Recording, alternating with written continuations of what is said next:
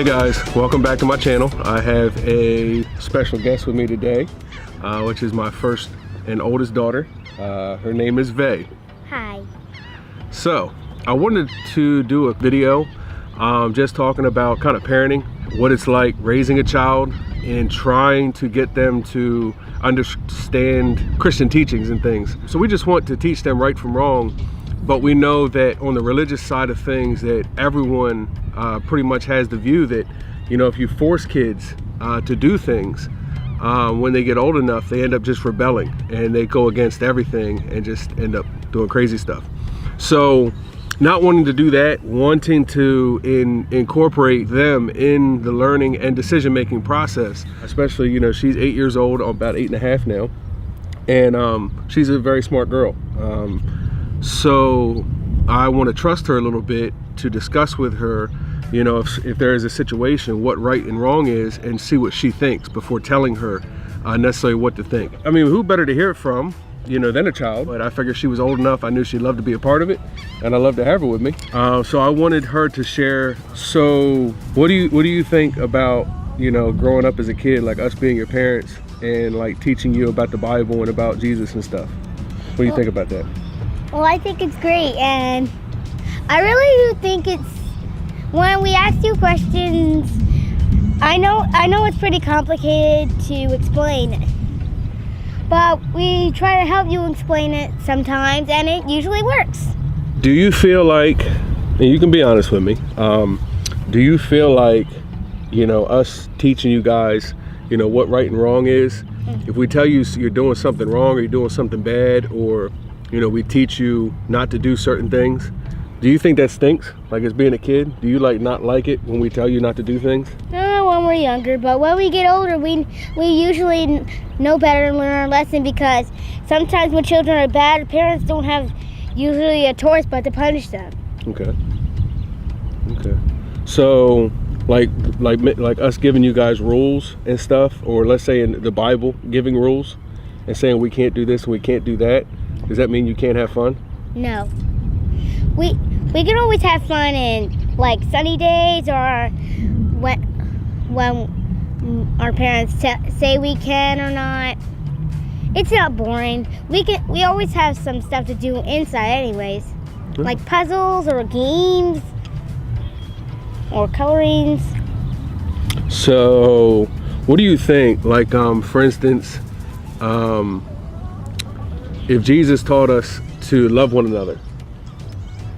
Remember us talking about that? Mm-hmm. About how you don't say mean things to each other, and you don't say, oh, you jerk, or get off me, or I hate you. Yeah. Because, you know, we're really just taught that we have to love one another. So is that a bad rule? I mean, in that, sometimes it's tough because you get mad, right? You get mad with people, but like the birds. You mad at the birds right now? What about the dogs over there barking? Totally. Yeah. They're worse than the birds. Do you feel like we make the Bible and like learning the Bible or following the Bible? How do you feel about that? Do you think it's boring? Do you think it's fun? Do you think it's difficult? Do you think it's easy? I think it's fun and easy and kind of difficult, because sometimes we don't understand words that we don't know what it means, or like, I don't know, some like usual stuff. So you need us to help explain it to you? Sometimes, yeah. Sometimes. And I sometimes figure stuff out for the guys.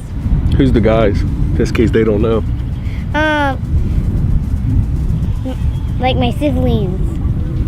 Your siblings? Yeah, we like to call each other that. Okay. They call each other the guys.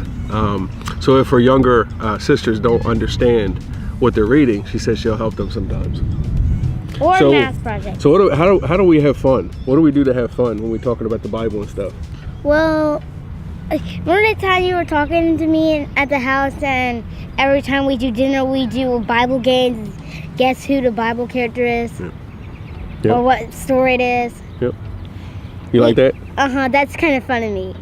So what she's saying, a lot of times when we sit down at the dinner table to have dinner, afterwards, sometimes we play like I Spy or something, but a lot of times what they want to do is they start describing a Bible story or a Bible character, and you have to guess what character it is. Like, I built, you know, a boat that saved people from water. Noah. Yeah, see, she gets it. So, and they're actually awesome at this. They really are. They watch a lot of, you know, Bible cartoons, VeggieTales, things like that. So you guys know a lot of these stories even without reading, right? Mm-hmm. So, well, now what about how we kind of do Bible study together when we read a story and talk about it? What do you think about that?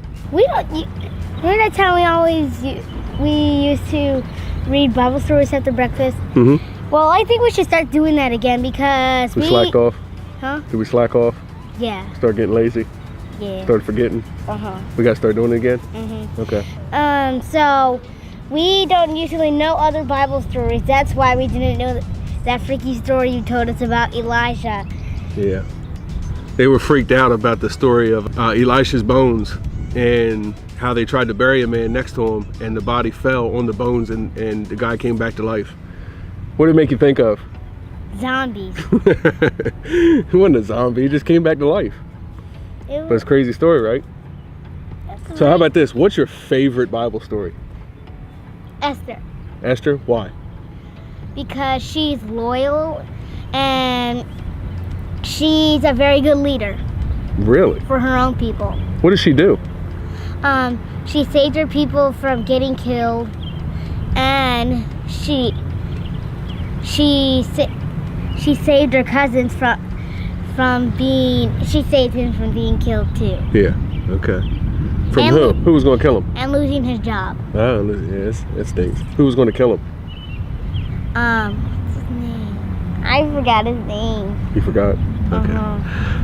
But he tried to make him bow to him. Yep. Are we supposed to do that? Nuh-uh. We only bow to the God. Oh, to the God. But he said he'd only bow to his king and his God above. Yeah, and I do have some fears, like singing in front of people or something. What's that got to do with being Christian? Well, never be afraid of God because he's always there with you. He can protect you from a lot of things, like storms or... He can give you courage? Uh-huh. So you can sing in front of people? Ah, got you. Dad. Got you. So I don't know. What do you want to talk about as far as believing in Jesus and being taught to believe in Jesus and being taught good and bad and trying to do good and bad and doing Bible studies and talking and learning about God? Do you like these things? Do you not want to do them? Are there things you like? Are there things you don't like? Usually, I just sometimes think that, like when I wash the dishes, I usually don't want to. But if I just believe in God, I can get them done before class time. Yeah. That's good. That's good. So it's not, it's not,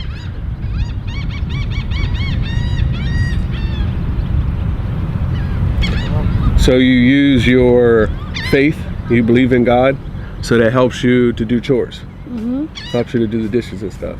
But you guys ought to know that these are very good girls. These are, like, obviously, I doubt that many of you know an 8-year-old that washes dishes. Right? Faye, don't you? And you do a great job, don't you? Yeah. Sometimes. I do a great job with the kitchen, actually. Mom says that. Yep. So they're very responsible girls, and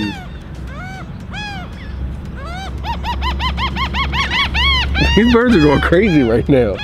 So, okay, anything else you want to say to the people about the Bible and Jesus? Well, I like the Bible with all my heart because God set people's hearts to create it. Okay. What about Jesus? Well, he's the one that created me. I love Jesus with all my heart and my soul. And he's the one that protects me, helps me do anything that I can't do. Or is something I don't want to do. Like washing the dishes. You keep talking about washing the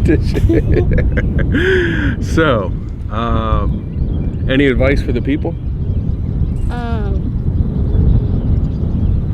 Well, if you're scared or anything, just remember, God is always by your side, and He will always protect you from anything. That's awesome. Thanks. So, is that it? Did you want to talk about anything else? No, that's it? Yeah. Okay. I really wanted to give her a chance that if she would have anything to say, we talk like this openly without the camera. Things she doesn't like, things that are challenging to learn, things that are difficult for, having a religious belief can affect your lifestyle, can affect the things you do or don't do. And as kids, especially with them getting older, I actually talk to them about that instead of just saying, because I said so, and demanding they don't do this or don't do that. I want them, I mean, my hope as a parent, if I've taught them well, that once I ask them and I give them a chance, that they'll choose the right thing. But I don't think it's going to work by force. I really don't think it works.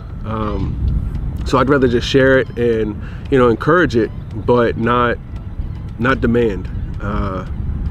So it's definitely difficult. I'd be interested to hear what some of you other folks out there, Christians or whatever, how you guys parent, how you introduce this to children, and how do you get when they're older? How do you handle it when they're older?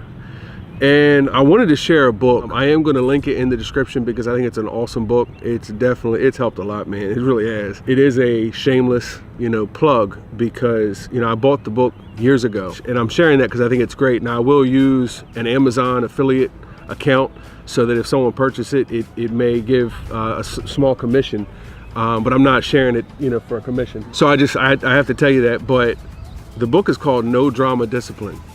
So if you're having trouble with like either spankings or timeouts or whatever, yelling at your child, and everything you try doesn't work, they keep doing this, they keep doing that. Some people say you shouldn't spank, some people are against timeout. It was difficult for me in the early years as a parent. It's like they don't understand, but I'm not for beating the tar out of a child either. You definitely want a no drama relationship as best as you can, that it's not about just punishment and misery. So anyway, I saw this book, I bought it, and it immediately impacted me, and it's really kind of the reason why we have different conversations now the way we do. So I don't know if you could use some help, managing, children with as little drama as possible.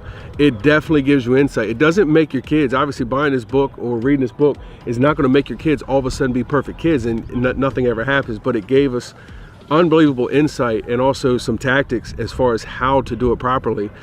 In a way that's beneficial. It creates results, not just more timeouts. When it comes to my faith and our belief, I want to share that with them, and as a parent, it's my job, even if you don't agree with the things I believe in, but you can't deny the fact that, as a parent, you're supposed to, at least establish a foundation with your children. If you think something's good or bad, and you don't share that with your child, I don't know if that's parenting. So you have to give them rules. You have to tell them right from wrong. I also know force isn't going to do it. It's not going to work. And I don't know, I just wanted to give her a chance to be a part of this. I know she was so excited to do it. She was so excited. She was telling her sisters last night before going to bed about how stressed out she was. Guys, it's a big day for me tomorrow. It's a big day, her debut on YouTube. So anyway, I hope when she watches this, she's not too embarrassed. I wanted to get her involved as I do at home, with the conversations we have. We discuss these things, and I have a lot of open conversations. She's the oldest, so I have a lot of conversations like this with her, and she really enjoys it, and we both enjoy it. I enjoy it a lot. So anyway, it helps me parent. It helps her understand I'm just trying to parent, and us talking about things gets us more kind of on the same page and working together, that even if she doesn't understand or agree, she kind of still respects the process, and she was a part of the process. So anyway, I hope you guys like this. I hope it helped. I hope I didn't forget anything. I probably said too much, but anyway, thanks for watching. Like it if you like it. Comment, please comment, let her know. I think it'd mean the world to her for you guys to comment and let her know what you thought, or just to say hello. So thank you for watching. We hope you like this, right? Yeah. Right. You can comment if you'd like, if you have any questions or any words for this young lady. Subscribe. I didn't tell her to say that. I didn't tell her to say that. Bye. See you.